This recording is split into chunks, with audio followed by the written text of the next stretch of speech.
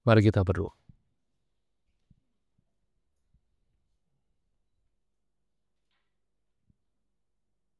Ingatan kami disegarkan ketika melihat bagaimana pengorbanan Kristus dinyatakan. Semua Kristus terima. Kristus alami untuk satu tujuan. Menebus kami, manusia berdosa, manusia yang hina, manusia yang terkutuk. Yang hari ini ya Tuhan, di hari kami memperingati kematian Kristus. Kami rindu agar firman-Mu yang adalah kebenaran membuka kembali kepada kami tuntunan, pengertian, pemahaman, agar hidup kami jalankan dengan benar, seturut apa yang Tuhan sudah lakukan di atas kayu salib. Mati bagi kami. Berbicaralah kepada setiap kami ya Tuhan. Di dalam Kristus kami berdoa memohon. Amin. Selamat memperingati Jumat Agung, Bapak Ibu dan Saudara sekalian. Hari ini kita mau sama-sama melihat di dalam firman Tuhan. Kalimat yang tadi kita dengar di bagian terakhir dari drama itu, yang berasal dari Lukas 23 ayat 34. Saya akan membacakan untuk kita sekalian Lukas 23 ayat 34 bagian A. Yesus berkata, "Ya Bapa, ampunilah mereka, sebab mereka tidak tahu apa yang mereka perbuat." Saudara sekalian, di tanggal 31 Maret, ya kita tahu itu hari libur, banyak di antara kita juga menikmati hari libur kita. Dan saya menikmati sekali hari itu. Kenapa? Karena saya tidak keluar rumah sama sekali gitu ya. Jadi saya lebih banyak menggunakan waktu untuk membaca dan juga menikmati hobi gitu ya. Nah, Bapak Ibu Saudara sekalian, ketika saya baca buku bosan gitu ya, baca berita, dan kemudian saya menemukan di Detik News ada satu hal yang baru, yaitu kata Idul Fitri di dalam bahasa aslinya. Seringkali Idul Fitri itu di dalam pemahaman adalah kembali ke nol ya, kembali murni, kembali suci. Ternyata artinya bukan seperti itu. Artinya bukan seperti itu. Ternyata beberapa tahun yang lampau ada seorang yang mengungkapkan hal ini, tetapi karena ini berlawanan dengan mayoritas sehingga tidak dianggap, bahkan dianggap sesat. Banyak orang tidak mau tahu. Tapi dan Detik News akhirnya mengungkapkan di tanggal 31 Maret yang lalu. Di sana diungkapkan bahwa harusnya kata fitri itu adalah kata yang seperti di sini. Nanti baca ya di handphone masing-masing, tapi jangan sekarang gitu ya. Dan makna Idul Fitri setelah puasa Ramadan adalah sebenarnya kembali berbuka, kembali makan. Setelah 1 bulan tidak makan pagi, artinya berpuasa gitu ya, kembali makan. Artinya ya normal lagi gitu ya, setelah menahan nafsu, setelah menahan lapar dan sebagainya. Jadi seperti demikian. Jadi ada kesalahpahaman arti dan makna Idul Fitri. Dan karena di Indonesia seringkali kembali suci, maka ada iklannya ya, pom bensin dimulai dari nol ya, dan seperti demikian. Tapi dan akhirnya diungkapkan seperti demikian. Bapak Ibu dan Saudara sekalian, ini hal yang baru gitu ya. Tapi saya nggak tahu kenapa dulu bisa sampai akhirnya punya satu pemikiran bahwa itu kembali kepada fitri. Karena mungkin kata-kata itu banyak yang sama. Di dalam Alkitab kita juga, di dalam bahasa Ibrani banyak konsonan-konsonan yang sama, tetapi ternyata orang-orang Ibrani, orang-orang Yahudi, mereka bisa membaca dan menentukan. Misalnya mereka hanya konsonan-konsonan tapi mereka tahu vokalnya di mana, vokalnya apa gitu ya. Misalnya KPL gitu ya, KPL itu dibaca kapal, bukan kepal gitu ya. Bukan kepal. Tapi mungkin seringkali di dalam penerjemahan terjadi loss gitu ya, terjadi salah pengertian, dan itu hal yang lumrah. Tapi ini cukup banyak sehingga akhirnya ada acara tradisi halal bihalal, karena kenapa?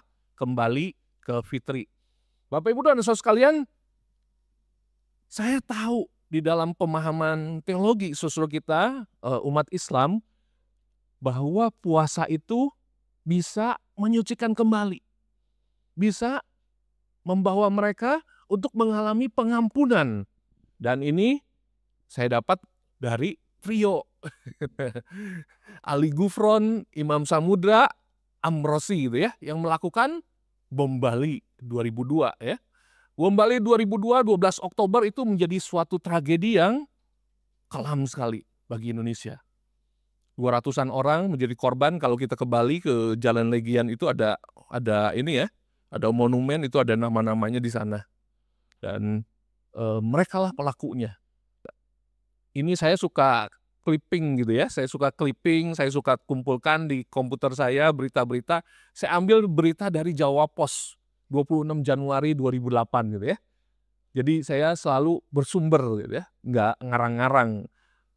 Bapak Ibu saudara sekalian, ketika mereka diwawancara, mereka sambil bercanda.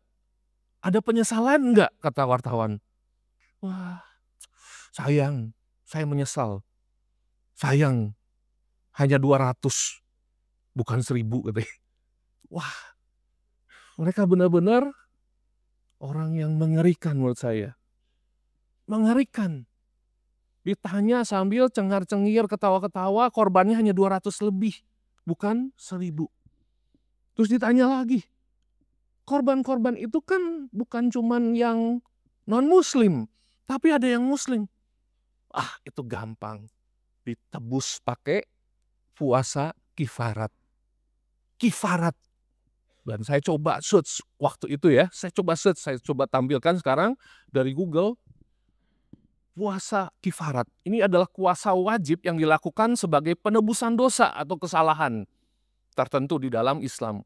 Hukumnya wajib bagi orang yang melakukan pelanggaran syariat seperti berhubungan dan di bulan Ramadan, melakukan zihar, berkelahi di siang bulan Ramadan, melakukan hubungan intim, pembunuhan, membunuh orang lain tanpa sengaja. Mungkin dengan pemahaman ini mereka anggap mereka tidak sengaja. Bapak Ibu, kalau kita mencerna apakah itu tidak sengaja, itu sangat direncanakan. Itu pasti direncanakan, bahkan makan waktu yang sangat lama untuk merakit bom dan sebagainya. Tapi itulah pemahaman mereka. Pemahaman trio orang-orang ini. Saya nggak tahu mereka tahu atau nggak tahu.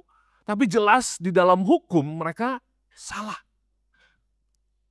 Tapi mereka tidak mengakuinya.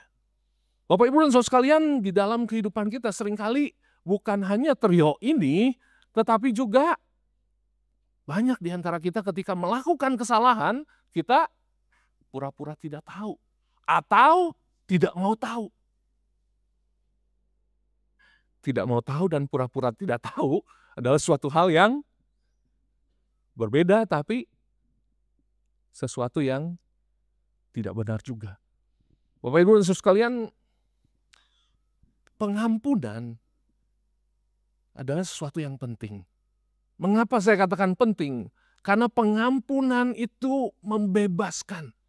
Pengampunan itu memberikan kelegaan. Saya pernah sampaikan ketika saya datang dengan papa setelah saya sakit hati luar biasa bertahun-tahun. Ketika berpelukan dua orang yang keras, tiba-tiba ada sesuatu yang lepas, beban yang lepas.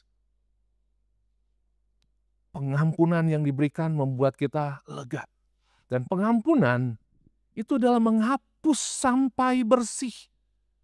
Menghapus sampai bersih diartikan dan melepaskan. Di sini dalam arti bukan hanya melepaskan beban di dalam diri kita, tetapi di dalam kata yang ada di dalam Lukas 23:34, artinya melepaskan, membebaskan budak. Atau mengabaikan, forsake. Forsake itu artinya melupakan, mengabaikan, memaafkan. Selain forgive ya. Dan juga membatalkan hutang. Artinya lunas. Jadi pengampunan ini penting di dalam kehidupan kita, di dalam kehidupan sosial yang mungkin di dalam interaksi itu terjadi kesalahan-kesalahan, luka-luka, dan sebagainya. Dan hari ini ketika kita memperingati Jumat Agung, saya ingin mengajak kita untuk melihat pengampunan besar yang Tuhan berikan kepada kita. Dan itu adalah suatu anugerah. Suatu anugerah. Kenapa? Karena sampai dengan hari ini masalah dosa tidak dapat terselesaikan oleh kita sendiri. Dan itu hanya diselesaikan oleh Allah melalui Kristus. Dan Kristus melakukannya di atas kayu salib. Dia memberikan pengampunan dosa bagi kita. Pengampunan penting. Kenapa? Pengampunan ini menjadi anak kunci, membuka pintu rekonsiliasi antara kita dengan Allah dan juga dengan sesama kita. Tetapi banyak yang tidak tahu. Pemahaman-pemahaman orang yang keliru. Seperti trio orang tadi. Ada orang-orang yang tidak mau tahu. Ketika saya menginjili, saya pernah cerita juga, menginjili teman-teman papa saya gitu ya. Saya bilang, kita butuh pengampunan Tuhan. Semua agama ngajarin yang sama. Wah, di situ kemudian terjadilah debat kusir gitu ya. Debat kusir. Enggak, beda Su. Saya panggilnya Asuk gitu ya. Beda. Enggak lah, udahlah, semua sama. Akhirnya saya memang sangat terpancing waktu itu gitu ya. Akhirnya, enggak, beda Su. Beda. Saya udah diampuni dosanya, Asuk belum. Dan saya merasa, waduh, saya waktu itu keliru gitu ya. Saya merasa setelah masuk ke kamar saya, itu terlalu frontal gitu ya. Bapak Ibu dan Saudara sekalian, ada orang-orang yang memang nggak mau tahu, tidak mau tahu. Tapi justru untuk merekalah Kristus menjadi jawaban. Di salib itu Kristus memberikan solusinya. Hari ini kita mau sama-sama melihat bagaimana Kristus lewat pernyataan pertamanya yang adalah doa bagi kita. Dia memberikan pengampunan. Dia menyatakan kasih-Nya. Dia menyatakan anugerah-Nya bagi kita. Di atas kayu salib, di tengah penderitaan yang begitu luar biasa, Dia berkata, "Ya Bapa, ampunilah mereka karena mereka tidak tahu apa yang mereka perbuat." Ini menunjukkan bahwa kasih Allah tidak berubah di dalam keadaan apapun. Kalau kita manusia gampang sekali berubah. Ketika kita mendapat perlakuan, mendapat perkataan yang tidak menyenangkan, kita langsung bisa berubah sikap terhadap seseorang. Tapi Allah tidak berubah. Di tengah penderitaan yang begitu kejam yang dialaminya, Yesus tidak berubah. Dan sekaligus perkataan itu atau doa itu menjadi bukti keteladanan Kristus. Kristus membuktikan Dia tidak hanya ngomong seperti banyak yang kita ketahui. Bukan cuma omdo. Yesus mengajarkan di khotbah di bukit, Matius pasal 5. Kasihilah musuhmu. Berdoalah bagi mereka yang menganiaya kamu. Inilah yang akan kita pelajari bersama-sama hari ini. Bapak, Ibu, dan Saudara sekalian, penggenapan karya Kristus, karya Allah, karya keselamatannya dimulai di jalan yang terjal. Yesus pada waktu itu di Taman Getsemani, ini adalah gambaran Getsemani. Bapak, Ibu, dan Saudara sekalian, kalau kita melihat Tuhan Yesus berdoa menegadah ke atas. Waktu itu sangat terang. Padahal Getsemani adalah tempat di mana banyak sekali pohon. Karena itu tempat pengirikan anggur, tempat pengirikan zaitun. Dan itu menjadi tempat di mana orang-orang yang berziarah pada waktu itu banyak menginap di sana, banyak bermalam di sana. Kenapa? Bapak Ibu Saudara sekalian, Yerusalem, kota tua, yang kalau hari ini kita ke Yerusalem, kita akan menemukan Yerusalem sudah berkembang, melebar. Seperti kota Jakarta gitu ya. Kota Jakarta dulu dengan Bekasi jauh, sekarang menjadi seperti menyatu gitu ya. Menjadi kota metropolitan yang berkembang dengan begitu luar biasa. Dan kota Yerusalem di zaman Tuhan Yesus ada di benteng atau disebut kota tua Yerusalem. Dan itu tidak mungkin menampung jumlah peziarah yang datang. Yang jumlahnya jutaan. Jadi banyak peziarah itu mereka harus tinggal pada malam hari keluar dari kota Yerusalem untuk mereka beristirahat. Dan salah satu tempat favorit dan juga tempat favorit dari Tuhan Yesus bersama dengan rombongannya adalah di Getsemani. Nah, pada waktu itu Yesus berdoa. Dan waktu itu adalah bulan purnama. Bapak Ibu dan Saudara sekalian, cek setiap kita merayakan Jumat Agung, cek lihat di langit malam hari, itu bulan purnama. Dan jarang sekali hujan. Kenapa kok bisa sama? Padahal Jumat Agung, Paskah itu selalu bergeser tiap tahun. Ada yang tahu rahasianya? Ada yang tahu perhitungannya? Bapak Ibu dan Saudara sekalian, Jumat Agung ditetapkan setiap tahunnya adalah ketika bumi mengalami spring equinox. Spring equinox itu tanggal 21 Maret, di mana terang dan malam, siang dan malam menjadi sama. Jadi purnama pertama setelah tanggal 21, kalau jatuhnya di tanggal 21 purnamanya, ya cari berikutnya gitu ya. Purnama berikutnya adalah di tanggal tahun ini di tanggal 18 April. Bapak Ibu nanti cek ya omongan saya gitu ya, lihat. Karena ini bermula dari peristiwa keluaran orang-orang Israel. Pada waktu itu di bulan Ab tanggal 14 orang Israel keluar dari Mesir. Tapi setelah pembuangan, bulan Ab itu jarang dipakai, jarang disebut. Namanya bulan Nisan. Jadi setelah kembali dari pembuangan, mereka merubah nama bulan itu, nama bulan pertama di dalam tahun orang-orang Yahudi, itu menjadi bulan Nisan. Tanggal 14 bulan Nisan atau 14 bulan Ab, itu adalah mereka merayakan Pesak atau Paskah, yang artinya melewati. Atau kita sebutnya Paskah gitu ya, Paskah melewati. Oleh sebab itu sampai dengan hari ini ketika kita merayakan Jumat Agung Paskah itu pasti selalu terang bulan. Ya. Ingat terang bulan, ingat martabak. Jangan Ibu Marta ya, martabak ya. Nah, Yesus bergumul di sana, mengucapkan doa yang sama dan sama. Dan disitulah dimulai kemudian Tuhan Yesus diserahkan. Bapak Ibu dan Saudara sekalian, Tuhan Yesus itu melakukan kejahatan enggak? Dia kriminal enggak? Apa kejahatan yang dituduhkan kepada Yesus? Kita akan ketahui nanti ya. Dia ditangkap karena ada orang yang menjualnya. Yudas menjualnya seharga 30 keping perak. Dia ditangkap dan kemudian dibawa untuk diadili.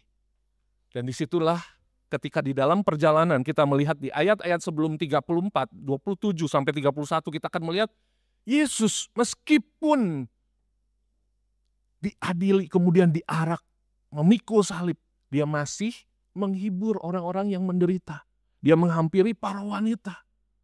Dan kemudian di ayat 34 dia masih mengucapkan kata-kata yang sangat sejuk, berdoa bagi mereka yang justru menganiayanya. Di ayat 40 dia mengeluarkan kalimat-kalimat yang luar biasa bagi dua kriminal di sampingnya. Khususnya pada kriminal yang menyambut keselamatan dari Yesus. Dia mengeluarkan kata-kata yang sangat luar biasa. Kata-kata yang mulia. Penderitaan Kristus. Dia diadili, ditangkap. Bapak Ibu dan Saudara sekalian, pernah nggak lihat pengadilan malam hari? Pengadilan Yesus dilakukan di malam hari. Pengadilan itu ada office hour ya. Sudah jelas itu adalah konspirasi. Sebuah konspirasi. Pengadilan punya tempatnya. Saya pernah diadili, bukan di pengadilan. Waktu Bu Laura bilang, Bu Laura pernah ke pengadilan karena saya sering ada di pengadilan gitu ya. Yang sering saya alami ketika saya SMA sebagai anak motor adalah pengadilan SIM tilang gitu ya. Pernah tilang di tempat, langsung di Polres itu ada pengadilan ya, langsung di situ. Itu kasuistik. Tapi pengadilan selalu di ruang pengadilan, apalagi bagi orang-orang yang sangat memegang hukum Taurat. Tapi malam itu Yesus diadili di mana? Di halaman Imam Besar Kayafas. Sah nggak? Di malam hari, di halaman Imam Besar. Dan ingat, hari itu adalah hari besar mereka, alias tanggal merah. Legal nggak? Saksi-saksi yang dimunculkan semua adalah saksi palsu. Jelas ini adalah konspirasi. Jelas ini adalah jebakan. Jelas ini adalah untuk memuaskan nafsu mereka, membalas, mengorbankan satu orang demi kepentingan mereka. Karena mereka tidak menemukan kesalahan Yesus. Dan Yesus bukan buronan. Yesus bukan residivis, bukan kriminal. Semua tuduhan yang dituduhkan kepada Yesus jelas itu adalah rekaan. Tapi dia menerimanya. Dia ditangkap, dicemooh, ditampar, dipukul, diludahi, dicambuki. Saya kemarin nggak sengaja, saya waktu membuka Facebook, saya kemudian melihat ada artikel yang ditampilkan oleh Pendeta David Tong gitu ya, bukan Tak David, Pendeta David Tong, anaknya Pendeta Stephen Tong ya. Sebenarnya artikel ini saya udah baca gitu ya, bertahun-tahun yang lalu, tapi ternyata beliau belum pernah baca gitu ya. Dan ketika ini saya baca lagi, ya pemeran The Passion of the Christ yang disutradai oleh Mel Gibson, Jim Caviezel, memberikan kesaksian bagaimana dia sempat bimbang menerima peran Yesus. Kenapa? Karena ketika menerima peran Yesus, biasanya nggak dipakai lagi di Hollywood. Sepi job gitu ya. Alias, dia harus siap dengan konsekuensi itu. Tapi dia terima. Dia sempat nanya ke Mel Gibson. Mungkin gini ya, Mel, lu kok milih gua sih? gitu ya. Mungkin karena orang-orang sana panggilnya nama gitu ya. Apakah karena inisial gua sama GC dengan Jesus Christ gitu ya. Dan umur gua sekarang 33. Wah, Mel Gibson kaget. Kok bisa kebetulan gitu ya? Tapi yang disaksikan oleh Jim Caviezel adalah ketika dia menjalani peran itu, adegan-adegan itu, dia merasakan penderitaan Yesus itu. Dengan penderitaan dia harus pakai kostum, dihajar, bahkan ketika pernah meleset cambukannya, dia aja pakai dilapis 3 cm gitu kostumnya ya, dihajar pakai cambuk itu. Dia ketika meleset kena tangannya, wah dia mengaduh luar biasa. Dia sampai kesakitan luar biasa. Apalagi Yesus yang didera 39 kali. Dan ujung-ujungnya di situ seringkali ada tulang-tulang yang pasti merobek. Luka lecet sedikit aja seringkali membuat kita nyut. Apalagi ini luka yang dalam. 39 kali dipukul, dihajar, dicambuki, diludahi. Melebihi batas. Tapi dia terima itu semua. Bahkan bukan hanya itu saja, dia dipaksa memikul. Saya membaca satu artikel dikatakan bahwa seringkali balok yang vertikal dan horizontal itu baru dipasang di bukit tempat mereka akan dieksekusi. Biasanya yang akan dibawa oleh si penjahat itu, biasanya penyalipan itu diterima oleh penjahat biadab gitu ya. Mereka pemberontak, mereka yang melakukan pembunuhan, dan juga biasanya untuk budak-budak yang melarikan diri. Ini sebagai efek jerah. Berani lakukan ini, tuh seperti itu. Karena pasukan penyalipan adalah pasukan khusus yang ditempatkan oleh Kekaisaran Romawi di negeri-negeri atau di provinsi-provinsi yang mereka kuasai. Jadi para eksekutor ini adalah mereka orang-orang yang sangat mahir sekali untuk membuat orang sangat menderita. Yesus dipaksa di tengah kesakitan yang luar biasa itu. Selain itu dia memakai mahkota duri. Bapak Ibu ada yang pernah coba? Mau coba? Pakai itu, waduh. Pegang aja ini durinya luar biasa Bapak Ibu. Pegang aja sakitnya luar biasa. Dipasang, dan tadi Ari ketika memerankannya berteriak sedemikian rupa, itu untuk menunjukkan betapa sakitnya. Darah mengucur, wah luka di mana-mana. Dan dia harus memikul salib. Salib horizontal yang dipanggulnya itu kurang lebih 30 sampai 50-an kilo. 57. Jadi kurang lebih seperti satu sak semen gitu lah ya. Satu sak semen 50 kilo. Bapak Ibu bisa bayangkan dia harus memanggul itu. Oleh sebab itu di dalam perjalanan, karena saking menderitanya, dia harus dibantu oleh Simon dari Kirene. Kirene itu dari Tripoli atau dari Afrika Utara, Libya hari ini.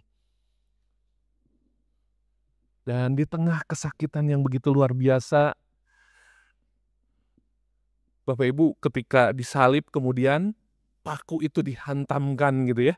Paku itu dihantamkan. Bapak Ibu, paku itu nembus kulit daging, itu udah sakit luar biasa. Dan itu pasti nembus gesek tulang. Apa pernah ada yang luka kena tulang? Sakit patah tulang. Bu Marta langsung ngangguk gitu ya. Sakitnya luar biasa. Saya pernah main futsal gitu ya. Teman-teman saya ada yang pakai sepatu, saya enggak. Ketika saya tiba-tiba, apalagi mainnya di breakthrough gitu ya. Breakthrough terkenal, anak-anaknya ganas gitu ya. Jadi main jegalnya benar-benar jegal gitu ya. Bukan ngejar bola, tapi ngejar kaki juga. Dan saya apes gitu ya. Ketika saya mau nendang, wah apaan tuh? Pas saya lihat kok ada putih-putih ya. Dan saya lihat jempol kaki saya udah mau copot gitu ya. Tinggal masih kulit gitu yang nahan gitu ya. Dan saya lihat itu apa ya, kok ini saya pegang, wah saya buru-buru dilarikan untuk dapatkan pertolongan pertama. Itu tulang Bapak Ibu, tulang yang menonjol keluar. Dan ketika dibius lokal pertama dibawa ke klinik, tetap berasa Bapak Ibu. Dan sampai akhirnya ke operasi. Di ruang operasi saya sempat ngomong, dok kasih obat biusnya banyakan. Takut berasa. Emang kenapa? Maaf saya dari rehabilitasi. Udah biasa pakai obat bius banyak gitu. Bapak Ibu dan saudara sekalian, Yesus, saya coba membayangkan gitu ya. Dipaku dihantam. Wah itu sakitnya. Pakunya udah segede-gede bagong gitu. Kata orang-orang segede bagong. Waduh itu paku yang sangat kasar dihantam. Dan yang paling menurut saya paling menambah penderitaan adalah ketika salib itu ditegakkan, gravitasi akan menarik tubuh Yesus. Dan itu penderitaan yang sangat luar biasa. Walaupun ada sadel, ada sedikit sadel gitu ya. Ada sedikit sadel di bagian bokong. Tapi itu tetap tidak menolong. Itu sakitnya luar biasa. Dan orang yang disalib itu pasti mati. Walaupun ada yang kuat ya, bisa bertahan berhari-hari. Tapi itu pasti mati. Kenapa? Karena komplikasi. Komplikasi karena ketika darah mengucur, kemudian disitulah kadar oksigen menurun dan terjadilah aspeksia bahasa medisnya ya, di mana kadar oksigen yang mulai menipis dan ditambah ekses di mana karbon dioksida tambah banyak, bisa menimbulkan ketidaksadaran. Dan disitulah Tuhan Yesus ketika penderitaan itu memuncak, orang pasti nggak tahan. Tapi di situ dia mengeluarkan perkataan yang sangat mengagumkan. Perkataan Yesus itu banyak sekali yang agung. Wah, perkataan-perkataannya agung. Tapi William Barclay mengatakan ini adalah kalimat mengagumkan. Mengagumkan yang di antara kalimat-kalimat yang agung dari Tuhan Yesus. Ya Bapa, ampunilah mereka karena mereka tidak tahu apa yang mereka perbuat. Di Gereja Kristus Ketapang, saya dikasih tahu oleh teman saya ya, Pendeta Richard. Pendeta Richard katakan, Tang, saya sama Pendeta Richard itu teman kamar gitu ya dulu di asrama. Tang, itu di bekas ruang ibadah kita yang dulu di situ ada tulisan tuh. Ya Bapak, ampunilah mereka. Kenapa? Karena tanggal 22 November 98 kita tahu ya, yang pernah membaca atau alami itu di Ketapang terjadi kerusuhan yang kemudian berlanjut ke Ambon, di mana ada 11 gereja dan 2 sekolah. Ya, salah satunya Gereja Kristus Ketapang dan Sekolah Kristen Ketapang. Ada GPDI Ketapang di situ, bahkan melebar sampai ke Bandengan dan sebagainya. Bapak Ibu dan Saudara sekalian, kalimat itu sengaja diingatkan oleh saudara kita di Gereja Kristus Ketapang, bahwa orang-orang yang melakukan kerusuhan, bahkan ada korban jiwa gitu ya, mereka tidak tahu apa yang mereka perbuat. Dan Yesus juga mengucapkan itu di atas salib ketika dia mengalami penderitaan yang sangat luar biasa. Di atas salib hina dan terkutuk, Kristus berdoa, memohon pengampunan untuk mereka yang tidak tahu apa yang mereka perbuat. Bapak Ibu dan Saudara sekalian, tidak tahu apa yang mereka perbuat. Kata ampunilah itu, ampunilah mereka. Ini sebuah kata dari kata aphesis bahasa Yunaninya. Ini muncul sebenarnya 36 kali di dalam Perjanjian Baru. Dan di dalam pasal 23 ayat 34 ini menggunakan aorist imperatif. Ini artinya saya langsung permintaan kepada Bapa, ampunilah, meminta. Bukan memerintahkan ya, meminta ini karena kepada Bapa. Untuk mengampuni mereka tanpa memikirkan apakah pengampunan itu harus terus atau sering dilakukan. Pengampunan ini akan diberikan bila ada yang memohonkannya. Pengampunan ini akan diberikan apabila ada yang memohonkannya. Dan mereka ini siapa sih? Secara tata bahasa, kata autois ini, kata ganti orang ketiga maskulin, udah maskulin ya, menekankan, kelihatannya untuk para prajurit Romawi ya. Tapi frase selanjutnya menjadi kunci. Karena mereka tidak tahu apa yang mereka lakukan. Ketika Petrus berkhotbah di Kisah Para Rasul 3 ayat 17. Di sana saya ajak kita untuk melihat. Hai saudara-saudara, aku tahu bahwa kamu telah berbuat demikian karena ketidaktahuan sama seperti semua pemimpin kamu. Terus 13:27 ini kalimat dari Paulus. 13:27 di sana dikatakan, sebab penduduk Yerusalem dan pemimpin-pemimpinnya tidak mengakui Yesus dengan menjatuhkan hukuman mati atas dia. Mereka menggenapi perkataan nabi-nabi yang dibacakan setiap hari Sabat. Jadi, kalau kita membandingkan kata autois atau mereka ini bisa menunjuk bukan hanya kepada prajurit-prajurit itu, tetapi juga kepada Pilatus yang cuci tangan, pemuka-pemuka agama Yahudi, atau orang-orang Yahudi itu sendiri. Mereka orang-orang yang buta rohani. Sudah tahu orang ini sebenarnya tidak ada kesalahan. Tapi mereka sengaja membunuhnya.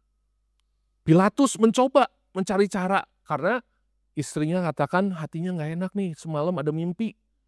Tapi nggak berguna juga. Dia tawarkan amnesti Paskah, amnesti Pesak gitu ya. Tuker kalau ada ini. Tapi tetap orang-orang yang sudah kalap itu, orang-orang yang buta rohani itu tetap meminta Yesus. Dan ia akhirnya tidak berdaya. Bapak Ibu dan Saudara sekalian, doa Yesus di atas kayu salib. Ini adalah inti dari Injil. Pengampunan. Pengampunan bagi kita. Dia menebus kita dengan mati di atas kayu salib. Menanggung segala derita. Menanggung segala kutuk dosa. Menanggung segala kehinaan. Dan itu dia terima. Agar dia menjadi scapegoat. Dia menjadi kurban penebus dosa bagi kita semua. Orang berdosa. Dan itu menunjukkan dasar kualitas Kristen terpenting. Bagaimana seorang seharusnya bisa tetap menyatakan kasih. Menjadi pelaku-pelaku kasih. Menyatakan kemurahan Tuhan. Meskipun mengalami posisi-posisi yang tidak mengenakan. Posisi dia dianiaya. Dia ditersangkakan. Dia dikorbankan. Dan harusnya ini juga menjadi obat penawar bagi dunia yang tercemar oleh dosa. Dunia sudah tercemar oleh dosa. Dosa terus meningkat eskalasinya. Hari ini kita melihat dosa terjadi di mana-mana. Bahkan kita menjadi pelaku dosa itu. Tapi berita Jumat Agung hari ini, ingat bahwa dia mengampuni kita. Orang-orang yang tidak tahu. Orang-orang yang tidak mau tahu. Dia tetap mengampuni kita ketika kita memohonkannya. Dari sini kita belajar Bapak Ibu Saudara sekalian. Mari kita beritakan doa Yesus ini. Beritakan perkataan Yesus ini bahwa Allah mengampuni dosa kita. Bahwa ada kabar baik bagi kita. Bahwa dia membuka tangannya untuk mengampuni dosa kita. Dan menerima kita apa adanya. Ketika kita mengaku bahwa dia adalah sang penebus. Dia juru selamat. Dia yang membuka jalan keselamatan bagi kita. Mari kita beritakan. Dan tinggalkan sikap tidak mau tahu. Sikap pura-pura tidak tahu. Ketika kita melakukan dosa. Kita seringkali, gimana nanti? Ayo, ingat dia sudah melakukan dan memberitakan kepada kita ada kabar baik di dalam karyanya. Dan stop pura-pura tidak tahu atau tidak mau tahu itu. Hari ini banyak orang tetap ketika diberitahu gitu ya. Kemarin di WA group berbicara tentang accountability friend gitu ya. Berbicara tentang menyampaikan kepada teman yang jadi tong sampah kita ya. Teman yang kita bisa percaya, menjadi teman yang akuntabel. Ketika kita membuka dosa kita, dia bukan menuduh kita, menghakimi kita, menjadikan itu senjata gitu ya. Tapi dia mendoakan kita, dia menyimpannya. Apapun yang kita sampaikan, dia simpan gitu ya. Bukan dipakai jadi alat, disampaikan jadi gosip ke yang lainnya dan sebagainya. Bapak Ibu dan Saudara sekalian, cari teman akuntabel itu nggak gampang gitu ya. Nggak gampang. Cari teman akuntabel itu, itu bagikan menemukan jarum di kumpulan jerami. Tapi kalau kita punya, itu sangat bersyukur. Bapak Ibu dan Saudara sekalian, kita perlu untuk tahu kelemahan-kelemahan kita. Seringkali kita dikasih tahu pun bodoh amat. Malah kita defense mekanisme kita bertahan. Enggak, gua enggak seperti itu, lu salah. Ketika kita dikasih tahu, kita dikoreksi, ketika kita ditunjukkan, sebenarnya itu untuk membantu kita bangkit, membantu kita menjadi pribadi lebih baik. Tapi kita tidak mau tahu. Bahkan banyak hal yang tersembunyi yang kita nggak mau tahu. Kita tetap lakukan dosa-dosa kita. Hari ini, berita Jumat Agung bagi kita adalah stop.